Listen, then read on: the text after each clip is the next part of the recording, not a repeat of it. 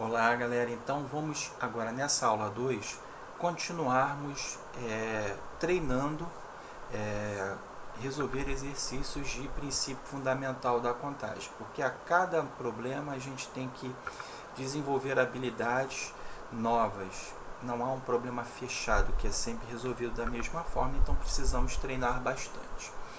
No exercício 4, considerando a numeração, que na primeira aula nós fizemos 3 exercícios, então eu mantive a continuidade da numeração. Quantos são os números de 3 dígitos?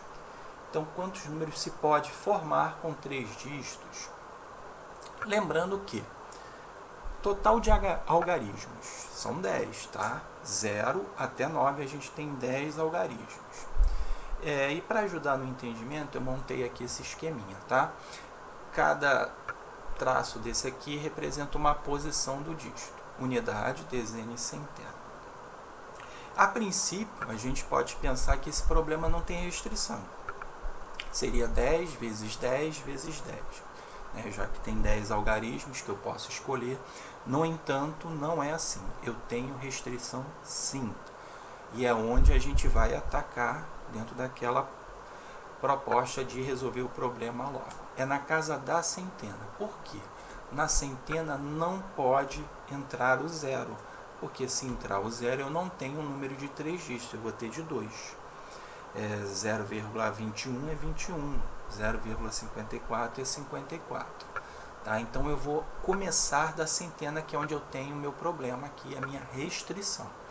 Então, na centena, como eu não posso colocar o zero, eu tenho 9 possibilidades de escolha, tá? Porque os demais eu posso usar do 1 ao 9. Então eu tenho 9 possibilidades. Resolvi o problema da restrição. Na dezena e na unidade eu não tenho restrição nenhuma. Então eu tenho 10 possibilidades na dezena, porque o zero pode entrar na dezena, e 10 possibilidades na unidade, porque o zero pode fazer parte da unidade. E aí, pelo princípio fundamental, a gente multiplica esses carinhas, então nós temos 900 números de 3 dígitos.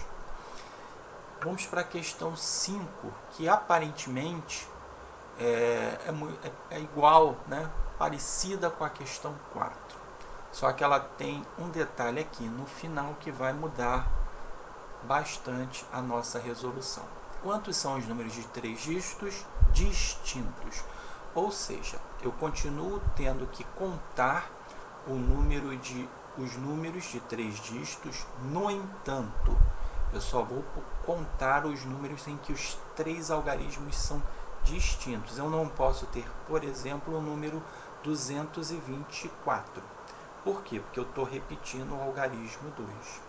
Tá? Então, se eu usei o 2, eu não posso mais usar o 2 nas demais posições. E eu continuo também tendo a restrição do zero na centena. Então, agora nós temos 2 restrições. Total de algarismos, a gente tem 10. Então, vamos atacar a questão da centena, tá? Questão do zero. Então, nós já sabemos que na casa da centena a gente só tem 9 modos. A gente tem que retirar o zero para que o algarismo tenha, de fato, 3 dígitos. 9 possibilidades. E aí, agora, na dezena, é que vai mudar a resolução em relação ao exercício 4. Por quê? Eu não tenho 10 possibilidades para a dezena. Porque, embora eu possa agora usar o zero, eu não posso usar o algarismo que eu usei na centena. Vamos supor que eu tenha escolhido 2. Eu não posso usar o 2 agora, novamente. Então, eu tenho 9 possibilidades, porque o zero pode ser usado. Então, eu tenho 9 possibilidades. E para o algarismo da unidade, eu não posso utilizar os algarismos que foram utilizados na centena e na dezena. Vamos supor que eu tenha usado na dezena o algarismo 3. Então, eu já usei o 2 e o 3. Então, sobraram quantas possibilidades? 8. Eu só tenho 8 dígitos a serem escolhidos, já que eu não posso repetir. E aí, multiplico esses 3 carinhas, eu tenho 648 números. Então, nós temos 648 números de 3 dígitos distintos. Então vê que o fato de, na questão 5, já ter o termo distintos, mudou bastante, significativamente, a nossa resolução. Então fique atento com essas questões de combinatória que envolvem números, objetos que tenham que ser distintos. Tá? Vamos dar continuidade aqui. Questão 6. O código Morse usa duas letras, que é ponto e traço. E as palavras têm de 1 a 4 letras. Então, quantas são as palavras do código Morse que você mandar mensagens codificadas? Eu coloquei aí uma imagem representando aí o alfabeto, né, ou as letras, né, do código Morse. Repara que o A ele é um ponto e um traço. O E é só um ponto, tem uma letra só. O K, o X, ele tem um traço, 2 pontos e outro traço. Então as palavras variam de 1 a 4 letras. Então o código Morse tem palavras, pode ter uma letra, ou 2, ou 3, ou 4. Repara que na nossa interpretação do problema, na nossa fala, nós usamos o conectivo OU, que diferentemente da língua portuguesa, ele tem uma outra função em matemática. Ele é um conectivo, tá? E sim, quando a gente aparece o conectivo OU, é importante que a gente divida em casos, porque eu tenho 4 possibilidades de resolver, de ter as palavras no código Morse. Então é isso que a gente vai fazer, a gente vai dividir em casos. Primeiro caso, com uma letra. Quantas palavras com uma letra eu tenho? Eu só tenho 2 palavras, porque naquele espaço eu só posso botar ponto ou traço. Segundo caso, com 2 letras. Para o primeiro espaço eu tenho 2 possibilidades, ponto ou traço. Para o segundo espaço também 2 possibilidades. Então eu tenho 4 palavras. Lembrando que aí não há restrição em se repetir letras, tá? A gente pode ver na imagem que há repetição. Então a gente não precisa se preocupar com a questão dos distintos.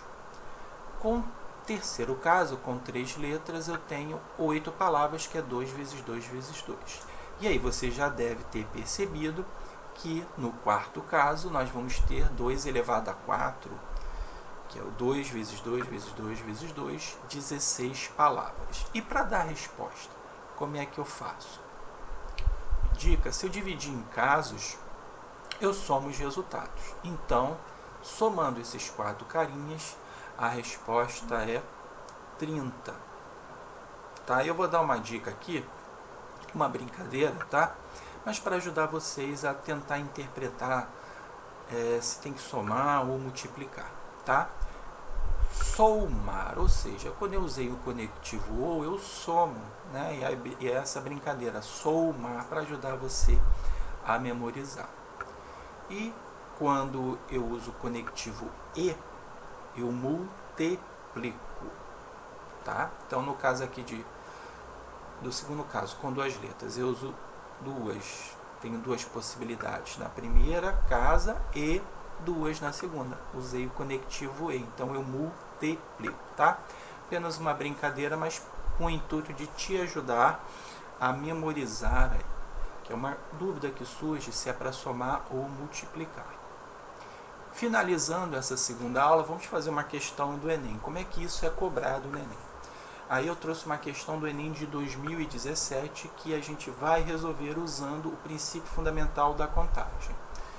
O comitê organizador da Copa do Mundo de 2014 criou a logomarca da Copa, composta de uma figura plana e o slogan "Juntos no só ritmo", com as mãos que se unem formando a taça FIFA. Então a gente tem aqui a taça FIFA. Considere que o comitê organizador resolvesse utilizar todas as cores da bandeira nacional, verde, amarelo, azul e branco, para colorir a logomarca, de forma que regiões vizinhas tenham cores diferentes. De quantas maneiras diferentes o comitê organizador da Copa poderia pintar a logomarca com as cores citadas? Então a forma que a gente vai resolver esse exercício, ela é semelhante à forma que nós resolvemos o exercício 3 da aula 1. Se você não assistiu, volta lá, dar uma olhada. Por isso que é importante a gente fazer vários exercícios, porque a solução de algum exercício que nós já tenhamos feito vai servir para um outro exercício que aparentemente não tem nada a ver. Que esse exercício anterior era da bandeira, esse aí é de uma taça, mas a ideia para resolver vai ser a mesma, tá legal? Então vamos lá. Eu achei importante, para ajudar vocês a visualizar melhor na hora de dar a resposta final, fazer marcações na figura, tá legal? Então vamos lá. Então, assim como nós utilizamos a estratégia da bandeira, vamos começar a pintar. Então eu vou começar da parte aqui de baixo, tá? Que eu chamei de primeira região, tá? E eu vou colocar cores diferentes para ajudar na sua visualização. Então, quantas possibilidades eu tenho para pintar essa primeira região? Eu tenho 4 maneiras. Eu estou começando a pintar agora e, de acordo com o enunciado, eu tenho que pintar usando as bandeiras as cores da bandeira nacional. Então eu tenho 4 cores: verde, amarelo, azul e branco. Vou pintar agora a região aqui do lado, segunda região, que eu colori aqui de azul. Quantas possibilidades eu tenho? Eu não posso repetir a cor que eu usei na primeira região, tá? Então, quantas cores eu disponho agora para pintar? Eu tenho 3 maneiras. Vamos para essa terceira região aqui, ó, da mão aqui, que eu pintei de verde. Quantas possibilidades eu tenho para pintar essa terceira região? Eu não posso usar a que eu usei na segunda região. O que eu usei na primeira eu posso usar, não é vizinha. Então eu tenho novamente 3 maneiras.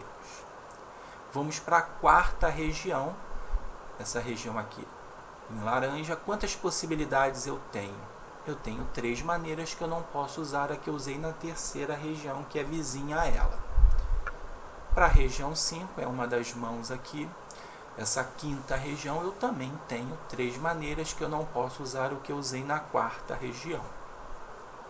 E a sexta região, que é a outra mão aqui, eu não posso usar, olha só, eu não posso usar o que eu usei na quarta região. Então eu tenho 3 possibilidades novamente, tá? E aí agora sim, de acordo com o princípio fundamental da contagem, princípio multiplicativo, eu multiplico todos esses valores, 4 vezes o 3, que apareceu 5 vezes, tá? Então 4 vezes 3 elevado a 5, ou 3 5 vezes, e aí o gabá dessa questão, 972 maneiras, e o gabá é letra E. Você vê que com o exercício anterior, a gente consegue usar a mesma estratégia para fazer essa questão do Enem. Eu acho importante também você fazer marcações na figura, que facilita na sua memorização da resolução. Tá legal, galera? Então a gente encerra aqui essa segunda aula sobre princípio fundamental da contagem. Forte abraço!